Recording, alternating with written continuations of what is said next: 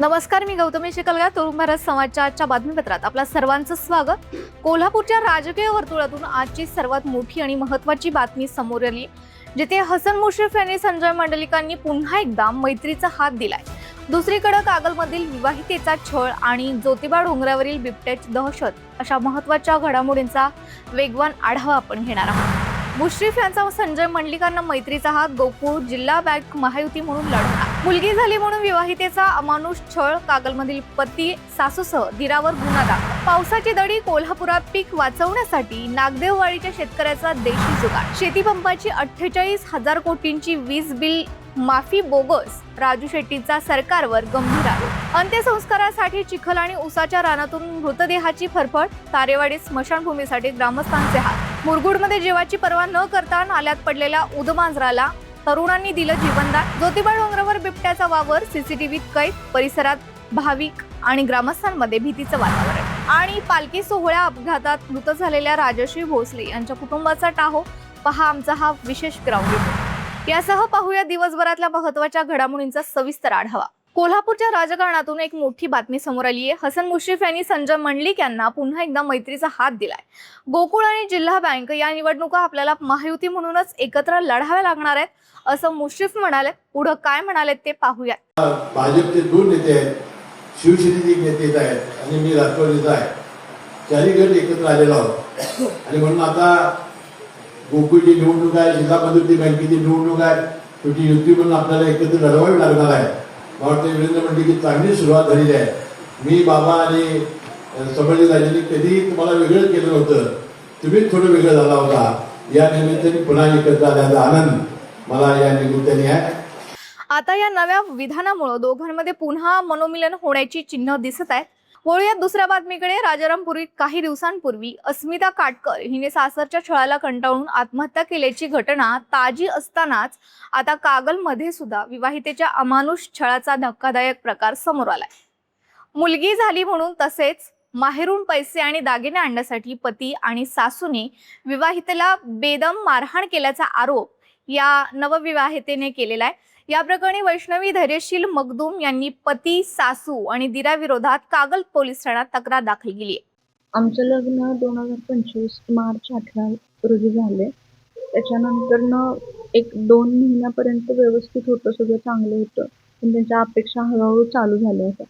माहेरच्यांकडून हे आण, ते आण, सोनं नाणं आण, पैसा अडका आण, सगळं सण आला हे जावयाला करायला सांग, ते तुला करायला सांग, लेकीला करायला सांग.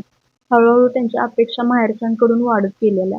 पण माहेरच्यांसोबत माझ्या चांगली वागणूक अजिबात त्यांची नव्हती. सतत त्यांचा अपमान करायचं, सतत त्यांना टोमणे मारायचं, माझ्या भावाला काहीतरी टोमणे मारायचं, आईला शिवीगाळ करायचं, हे सतत त्यांचं चालू होतं. तरी माझ्या माहेरच्यांनी माझी मुलगी चांगली सुखात राहू दे म्हणून त्यांनी नांदवून घेऊ देत म्हणून सगळ्या अपेक्षा त्यांच्या पूर्ण करत आले. प्रेग्नेन्सीमध्ये सुद्धा मला लग्नानंतर 2-3 महिन्यातच प्रेग्नेन्सीमध्ये सुद्धा त्यांनी खूप त्रास दिला. सतत त्यांची असं बोलणं असायचं की मुलगाच होऊ दे, मुलगी नको, या घरात मुलगी आली तर तू थांबू नकोस, तू नांदू नकोस, तू मुलगीला घेऊन जा, मुलगाच पाहिजे, मुलगाच पाहिजे. ह्या कारणावरून सुद्धा त्यांचं सतत मला छळ, मानसिक छळ, शारीरिक छळ त्यांचा माझा चालू होता. त्यांनी कोल्हापुरात जूनच्या सुरुवातीला पाऊस झाला, पण त्यानंतर पावसाने मोठी दडी मारली. पेरलेली कोवळी रोपे सुकू लागल्यानं नागदेववाडीतील एका शेतकऱ्यानं नामी शक्कल लढवली. बोरिंगच्या पाण्याचा वापर करून थेट स्प्रिंकल्सद्वारे पिकांना पाणी देण्याचा त्यांचा देशी जुगाड सध्या जिल्हाभरात चर्चेचा विषय ठरला. स्वाभिमानी शेतकरी संघटनेचे नेते राजू शेट्टी यांनी सरकारवर हल्लाबोल केलाय. शेतीपंपाची 48,000 कोटींची वीज बिल माफी हा आकडा पूर्णपणे बोगस असून शेतकऱ्यांच्या माती हा आकडा मारून मोठा घोटाळा केला जात असल्याचं शेट्टी यांनी म्हटलंय. नेमकं काय म्हणणं आहे त्यांचं पाहूया.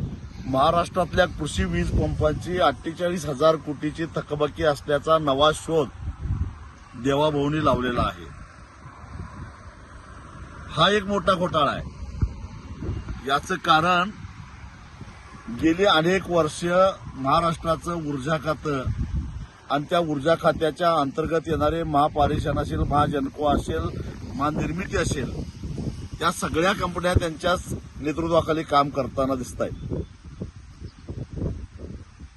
आणि ही जी थकबाकी आहे, ही थकबाकी म्हणजे इतर क्षेत्रामध्ये जी काय विजेची चोरी होते त्या वीज चोरीचा हिशेब लागत नाही, शेतकऱ्याच्या नावावर टाका, अशा पद्धतीचा हा सगळा हिशोब आहे. कारण शेतकऱ्याला हॉर्स पॉवरवर म्हणजे अंदाजानं वीज दिली जाते.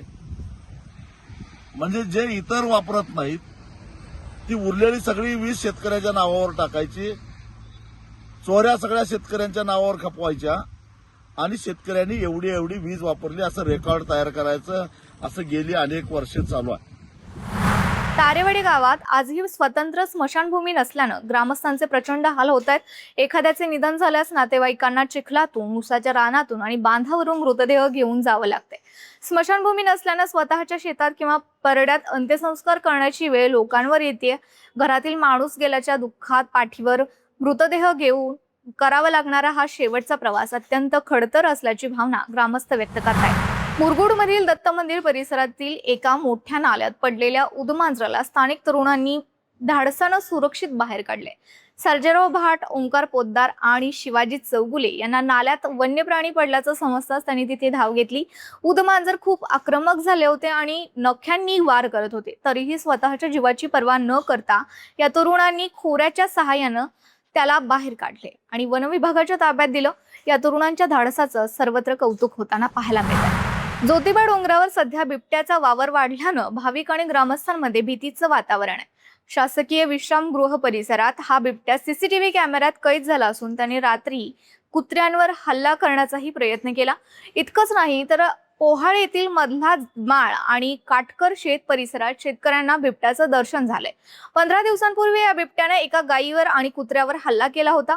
पन्हाळा गिरोली मार्गावरील वीजकडा परिसरातही 2 महिन्यांपासून बिबट्या सतत दिसतोय.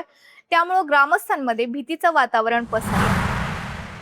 संत ज्ञानेश्वर महाराज पालखी सोहळ्यादरम्यान जेजुरीजवळ सासवड रस्त्यावर एक अत्यंत दुर्दैवी अपघात झाला.